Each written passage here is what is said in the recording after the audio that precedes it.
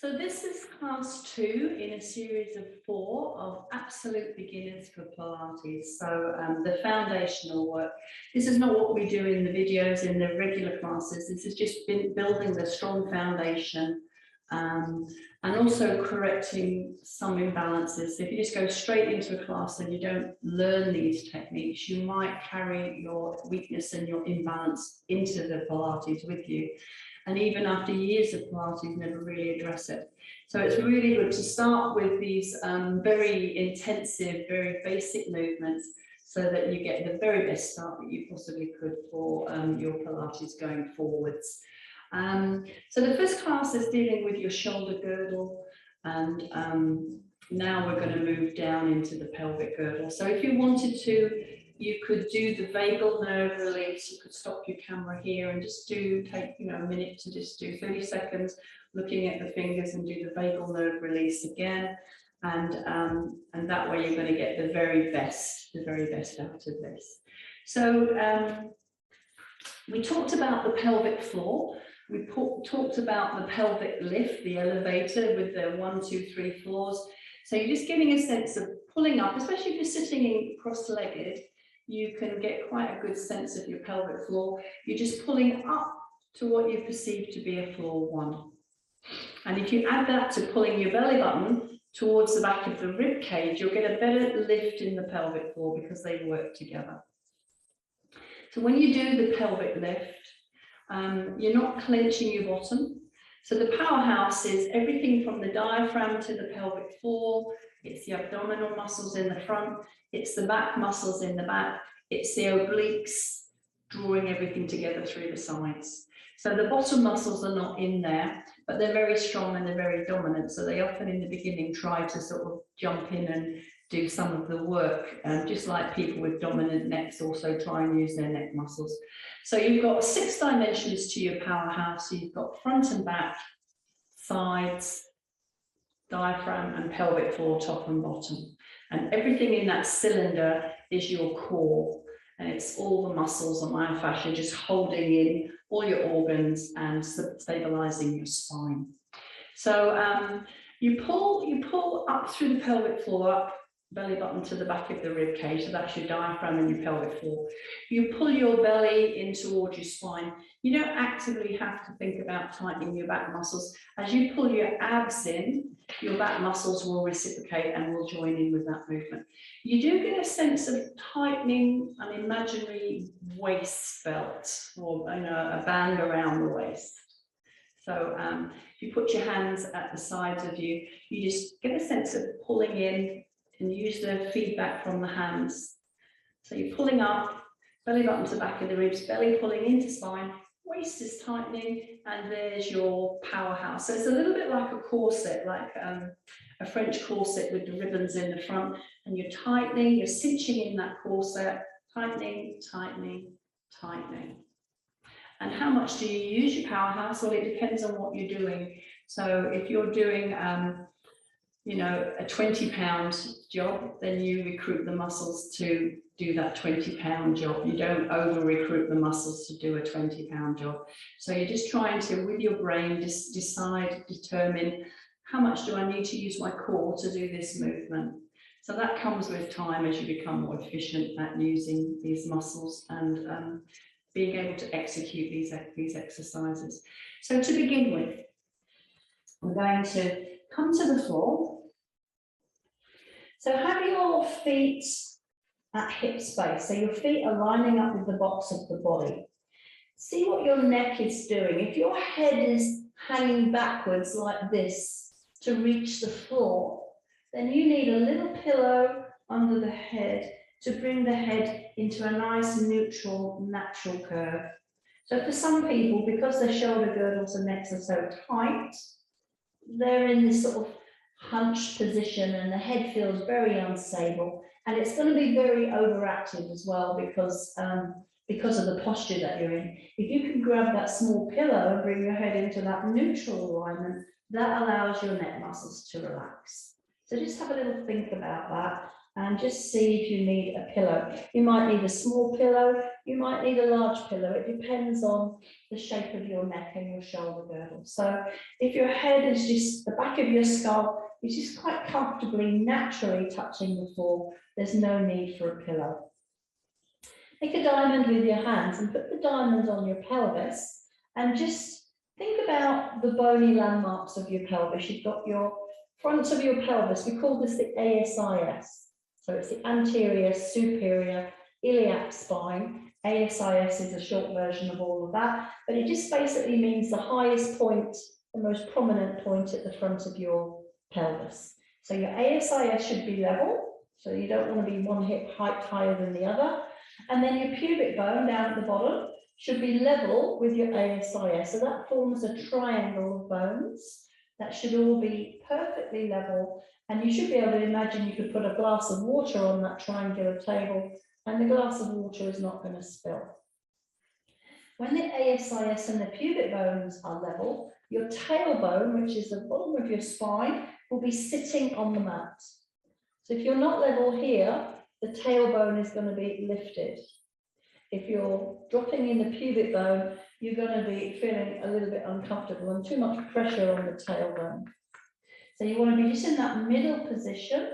And the other landmark is your belly button, which isn't as good as the bony landmarks, but ideally belly button level with pubic bone, ASIS level with ASIS, tailbone on the floor. And when you're in this position, you're in what's called neutral pelvis, neutral spine, which means you're in the natural posture for your spine. If you take your free hand and slide it into your back, you'll feel there's a hollow there.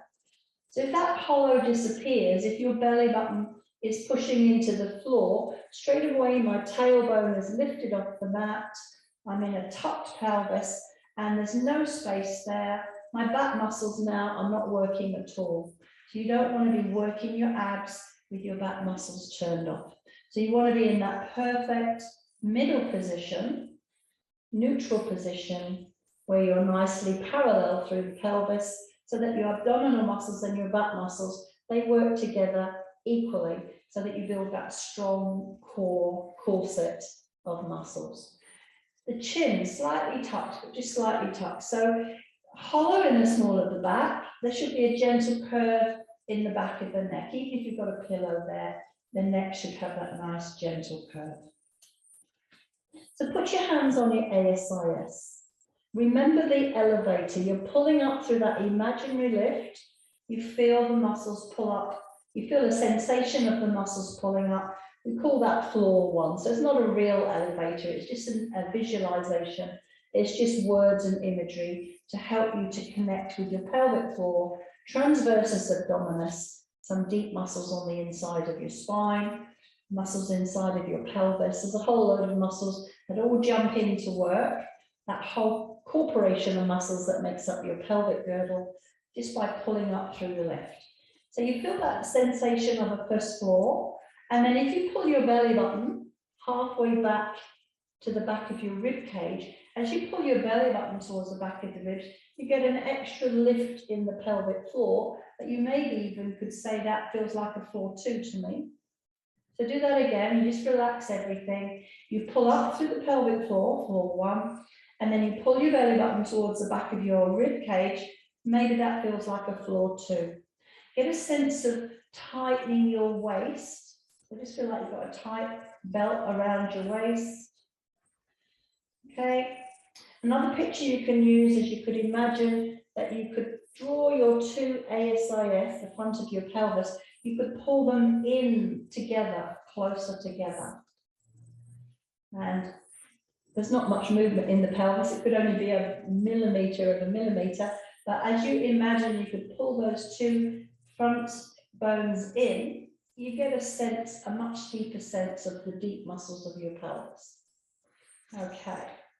So we're going to hold the ASIS. The feet are lining up with the box. The chin is gently tucked. You're going to pull up to that first floor in the lift. You're going to imprint your belly button to the back of the rib cage and see if you can very slowly let your right knee fall out to the side. And you're just looking for that first hint of this left leg, the other leg, just starting to wobble a little bit. When that happens, You're right on the edge of what your pelvic girdle can handle. So the brain is telling you, I don't think I can go any further. If you go further, I'm going to have to use some different muscles. So if you ignore that wobble, you let the knee continue to roll, then your left ASIS is going to pop up.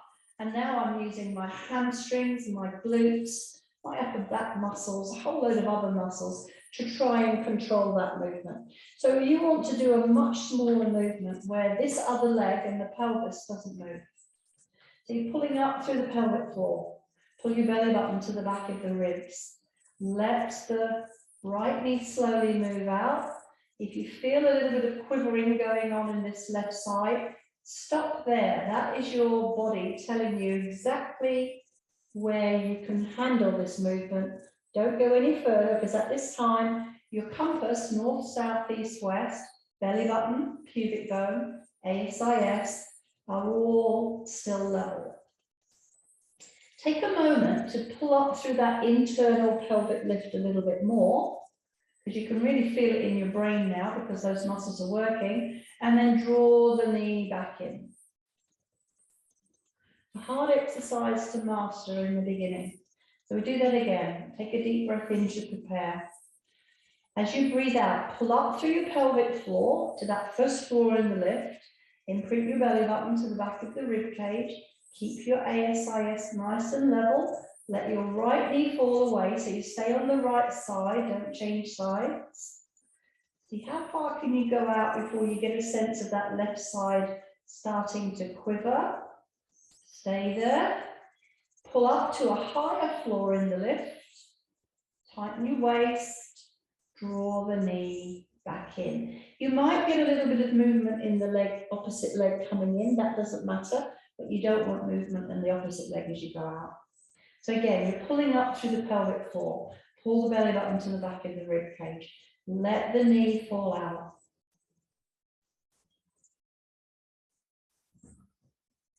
When you feel you're becoming wobbly, you stop. You're still level through the compass, north, south, east, west. You're deepening. You're pulling up through that pelvic lift to bring the knee back in. You might notice you get tired. You might start off really strong, but then you get weak quite quickly. So that just means you need to build some endurance. You might not be aware if you're moving at all, which means you might need someone to watch you, or you could get a really big pillow. You could prop your head up, and then you can pull up through the lift, imprint the belly button. As the knee falls out, you're looking for movement in the left knee. You're deepening, you're tightening your corset even more. Pull up through the lift, pull up through the belly button, draw the leg back in. So you might not want your head unsupported like me. You could get a really big cushion under the head. You can watch that other leg so that you can see whether you're moving or not. Some people are perceivers. They see more by closing their eyes and using interoception.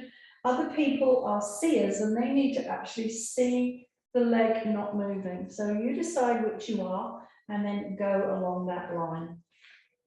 So try the other side. You've got your hands on your ASIS. You're pulling up through the pelvic floor. You're pulling your belly button to the back of the ribs. You're drawing your waist in slightly.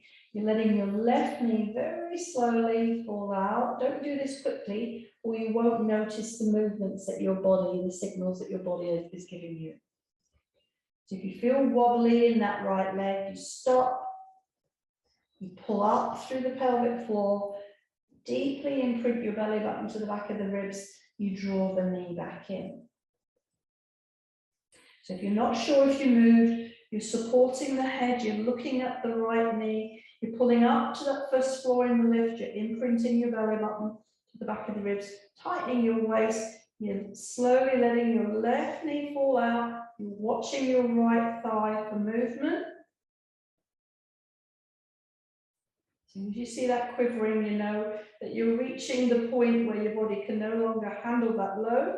So now you tighten even more. You pull up through the pelvic floor, imprint your belly button, tighten your waist, draw the knee back in.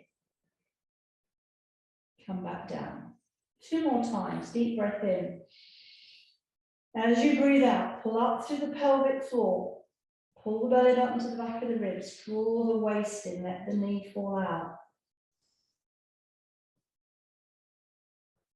Do this slow enough that you can really listen to the feedback that's coming back to your brain. Make sure the bones in the rib cage, the bones in the lumbar spine, the bones in the pelvis do not move at all. You're deepening, you're pulling up to a second floor in the pelvic lift, tightening your belly button to the back of the ribs, drawing your waist in to come back in. So there's an element of 70% abs to move out, 100% abs to come back in. As the leg falls out, the load on your core is increasing, so it's actually harder to come in from that fallen out place. So again, last time, deep breath in. As you breathe out, pulling up through the pelvic floor, imprint the belly button, tighten the waist, let the knee fall away. So maybe you're closing your eyes and you're just really listening to what that right thigh is doing, what the bones in the pelvis are doing. And then you're pulling up to a higher floor in the lift, tightening your waist, feel like a corset being drawn tighter, draw the knee back in. So these lateral movements, these side movements, involve the rotators at the back of your pelvis, which can be quite weak. So this is one of the harder movements to master. Drop your belly button down, bring your knees in one at a time. Hug your shins, bring your head into your knees and just give yourself a nice stretch. Just stretch from the skull to the tailbone, equalize the tension in your spine. Let those tight back muscles get a bit of a rest. Pull the belly under the ribs. Breathe into the back of the rib cage. So you're not allowing the belly to stick out as you breathe. And then gently bring the head down. Take the feet down, 1 and 2. Have your feet at hip space. You don't want them too far out. You don't want them too close in. So just in that comfortable distance. Level through the pelvis. So think of your belly button as north, pubic bone as south, hips east and west.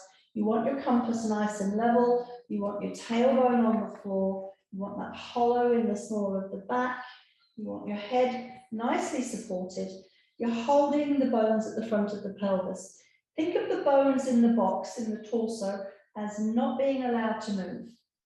You want your feet to be very light on the floor, and you're going to pull up through the pelvic floor, pull up through that first floor in the lift, imprint the belly button to the back of the ribs, tighten the waist slightly, and I want you just to glide your right foot downwards. If you feel the left knee wobbling, if you feel the bones in the box starting to shift, if you feel tightness in your neck and your shoulders, you stop. And then you're going to tighten, pull up through the pelvic floor, imprint the belly button, tighten the waist, and you're drawing the heel back in.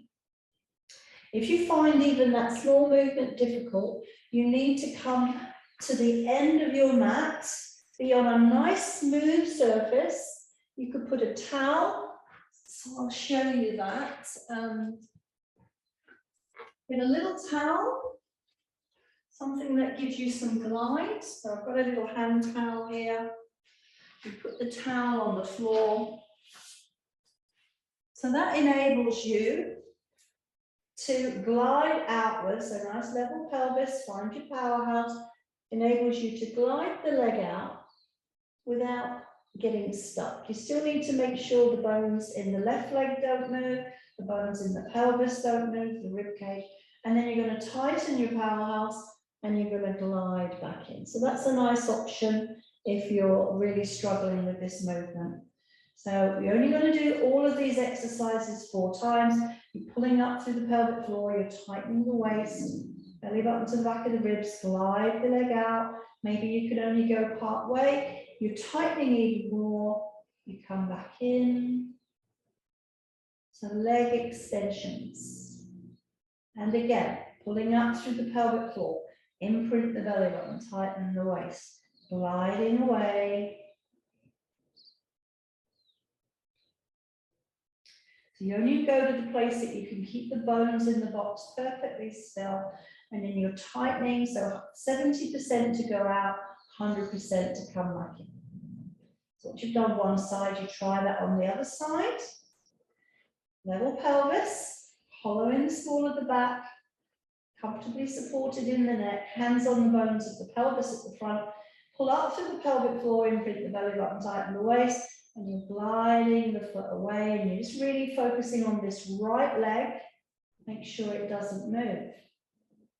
So if you get wobbling in this leg, if you get the hips starting to hitch up, that's all a sign that your body's trying to find other muscles to do the job. So when this hip hikes up, you're trying to connect with your upper back, you're trying to use leg muscles to do the job instead of the pelvic muscles. So everything stays still, it stays calm.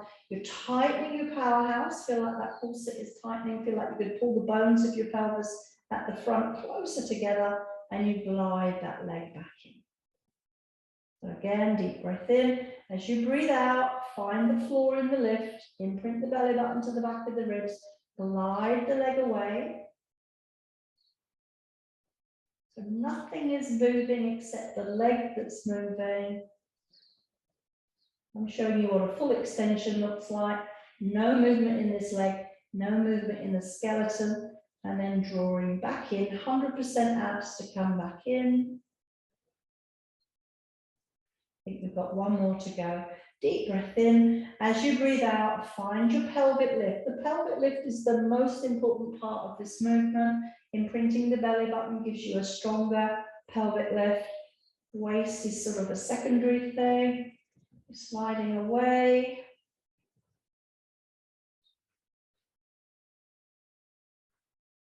And then you're tightening your powerhouse even more, 100% abs to come back in. So by the time you practice this every day for a week, the powerhouse muscles are getting stronger and stronger, the pelvic muscles are getting stronger and stronger. So just bring your knees in again, hug your shins, bring your head into your knees, and just give yourself a good stretch, just to make sure the back muscles aren't getting too tight. So the good thing is the back muscles are working equally with the abdominal muscles, but you do need to keep an eye on how tight they are. So I'm just going to come back into my mat again. So the next one, feet hip space, not too far out, not too far, too close in.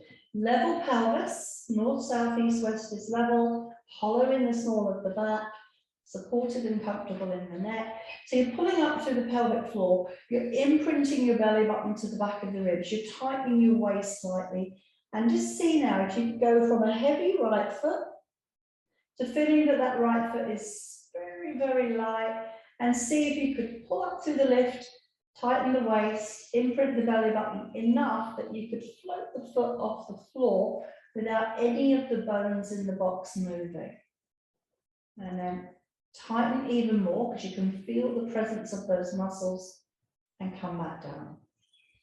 So what commonly happens when you've got a weak pelvic girdle is as you try to lift the foot, the pelvis will shift.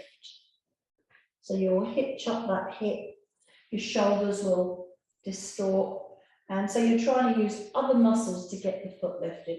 So you've got to really keep it in the pelvis. You're going to go heavy foot, light foot, heavy foot, light foot, heavy foot, and then pull up through the lift, imprint the belly button, and see if you can float the foot. When the leg is lifted, your feedback in the brain is huge. You can feel all those muscles that we've been talking about. You can actually feel their presence because they've got a quarter of your body weight actually loading them up. So just stay there a little bit longer than you want to, so your brain connects with those muscles, and then take the foot down. See how you go on the other side. You want to do that 4 times on the right leg. So I'll do it 2 more times, just so that you can do this real time with me. Otherwise, you'll only do it twice and then you won't get strong. So pulling out through the pelvic floor, imprint the belly button, tighten the waist, heavy foot, imaginary light foot, heavy foot, imaginary light foot, heavy foot, and this time find your powerhouse, float the foot. Once the foot is off the floor, you can sort of play around with bringing the leg sort of higher and higher, and see if you can bring your leg bone, your femur, into a vertical femur so that the knee is directly over the hip. You don't want it in towards your chest because that will pull your pelvis out of alignment. You just want that knee fold, that right angle. Feel the load on the pelvic muscles, and then take the foot down. So do that again. Heavy foot, light foot, heavy foot, light foot, heavy foot. Pull up through the pelvic floor, pull the belly button to the back of the ribs, float the leg into your knee fold. Still got the hollow in the back. And did you do that without any of your bones in your box moving? Slowly down. As you lower the leg, you're just hinging at the hip. You're not extending the leg to put it back down. You're just hinging and put the foot back where it started. So again, pelvic floor pulls up, belly button pulls to the back of the ribs. Tighten the waist slightly. Just imagine your left foot is heavy and then it's light. It's heavy and it's light. So your brain is already connecting with that foot. Heavy and light. Last time, heavy, and this time pull up through the pelvic floor and put the belly button, tighten the waist, and see if you can just float the foot enough to slide a piece of paper underneath. Feel the load on your core, and then gently lower that foot down. So again, heavy foot, light foot, heavy foot, light foot, heavy foot, light foot, pull up through the pelvic floor, imprint the belly button, tighten the waist, heavy foot, and now float the foot off the floor and see if you could lift it a little bit higher. Still got the hollow in the small of the back, none of the bones in the box moved. Come back down. If you really can't get the foot off the floor, you just stay for a few days, just practicing heavy foot, light foot, heavy foot, light foot, still engaging your abs so that you just open up that pathway to the brain. And then you'll find suddenly, usually if you do it 4 times, by the last time, you can actually float the foot. So heavy foot, light foot, heavy foot, light foot, heavy foot. Pull up through the pelvic floor, imprint the belly button, tighten the waist, and see if you could float the foot off the floor and come a little bit higher.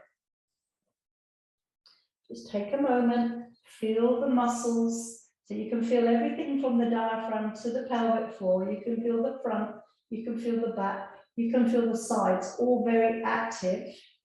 That's your powerhouse. And then lowering the foot by just hinging the hip, placing the foot back down where it started.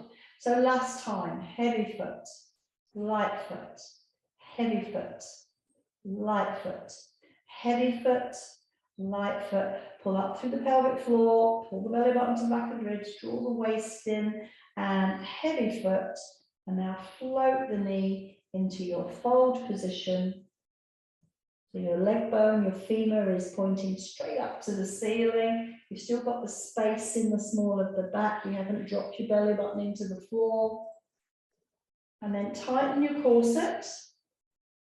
Pull up through the pelvic floor, imprint the belly button, and take the foot back down. So knee fold. Bring the shins in and just hug your shins. Bring your head into your knees. Stretch your back. So we've done slides, we've done fallouts. We started with the fallouts, we did the slides, then we did the knee fold position. So the final one, just to really help you on the fallouts, which are always the hardest ones, is to lie on your side. You could put your arm in a straight line, or you could hold the back of the neck. I prefer holding the neck because it just means your biceps pumps up a little bit, creates a bit of a pillow. You could put a pillow between the shoulder and the ear if your neck needs a little bit more support than that. So if you've got a neck that's still not quite in its best position and it feels uncomfortable, find a pillow and just put the pillow between the shoulder and the ear. So you've got your hips are stacked, your knees are together, your ankles together. If you lift your foot up, you can just about touch your ankle. It's in line with your hips and your shoulders. So you don't want your legs out here, you don't want them forward, you want them back in line with your spine. You want to just give a sense of pushing that top hip down and away. And as you do that, you'll feel the underside of your waist lifting off the floor. So you're bringing your spine into a nice straight spine. When your waist is sunken, your spine is in a curve. So you're pushing that top hip away. Glue your big toes together. Hold the ilium, the bone of your pelvis. Keep it very still and fixed. Lift your top knee without allowing the bone of your pelvis to move backwards. So when you do this, the muscles at the back of the pelvis are contracting to draw the knee up. So these muscles at the back of the pelvis are a lot of the reason why we're not very good at doing some of those pelvic exercises, is they're not strong. So if we can get these muscles stronger, then we're going to get to be able to do all those other exercises much more quickly and easily. Okay, if you find that you're so weak in those muscles that you draw your hip back to lift the knee, your brain has just figured out how to use some other muscles and not the rotators at the back of the pelvis. So if you do that, you're not going to improve. So what you would do is, if you just physically can't lift the knee without rolling back in that hip, then you're going to put your hand on the floor in front of your other arm, drop your head into your hand, which pulls your shoulder forward, so that now when you lift your knee, it's much harder to lift the knee, and you've taken away the possibility of rolling the pelvis backwards. So this is a really good way of just strengthening those rotators. And the others we're going to only do 4 of, but these I want you to do 10. As you're lifting the knee, you're pulling up through the pelvic floor, you're pulling your belly button to the back of the ribs, you're drawing your waist in, so you're very active in your powerhouse. 1 more. Knees together and gently come back into sitting. So we're changing sides. So quite commonly when you do the clam, it's called the clam, you'll find that one side is a bit weaker than the other. That's not unusual. So holding the back of your neck, maybe you've got the pillow between the shoulder and the ear, the hips are stacked, the knees are stacked, the ankles are stacked, your big toes are glued together. You can touch your ankle because you're in line with your spine. You're going to push the top side of your pelvis down to lift your waist up and bring yourself into that nice straight spine. You're going to hold the ilium, that bone of the pelvis, that side of your pelvis. You're going to lift your knee, and you're not allowing the bone of your pelvis to move backwards. So if you feel that you are moving backwards, you're going to put your hand on the floor, put your head in your hand, and you're going to do that version of it. If you can do this fairly competently, you could put your hand at the back of your pelvis with your thumb at the front of your ilium, and now you can feel those muscles. If you dig your fingers in, you can feel the muscles called rotators at the back of your pelvis, just really contracting to bring that knee back up. You're pulling up through the pelvic floor. You're imprinting your belly button to the back of the ribs. You're tightening your waist.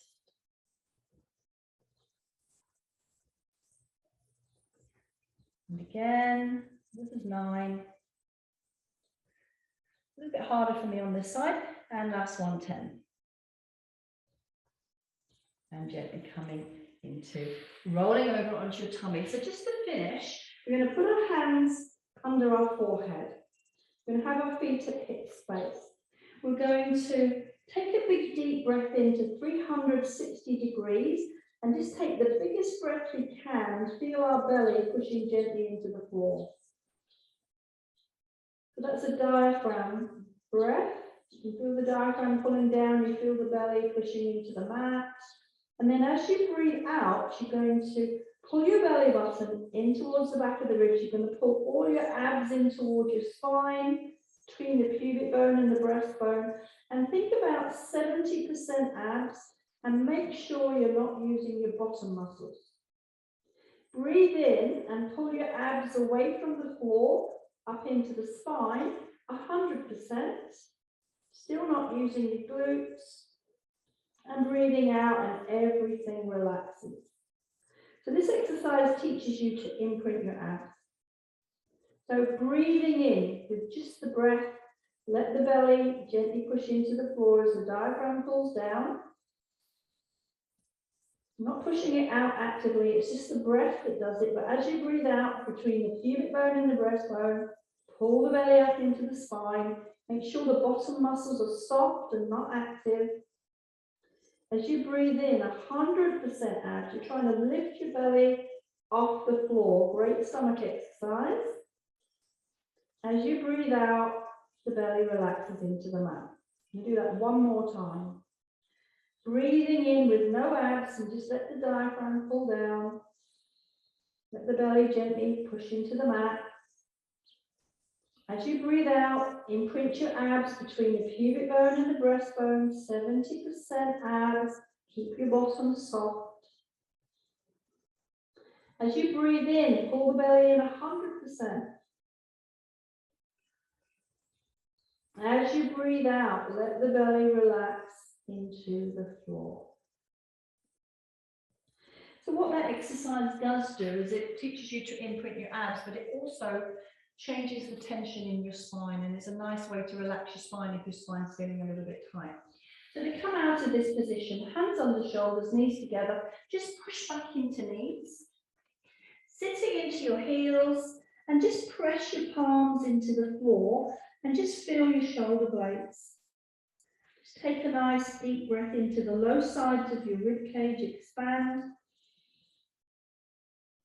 And as you breathe out, draw your sit bones together, tuck your tailbone under, coming into kneeling. And so that is the pelvic girdle, and that's the second class of 4 introducing you to basic Pilates.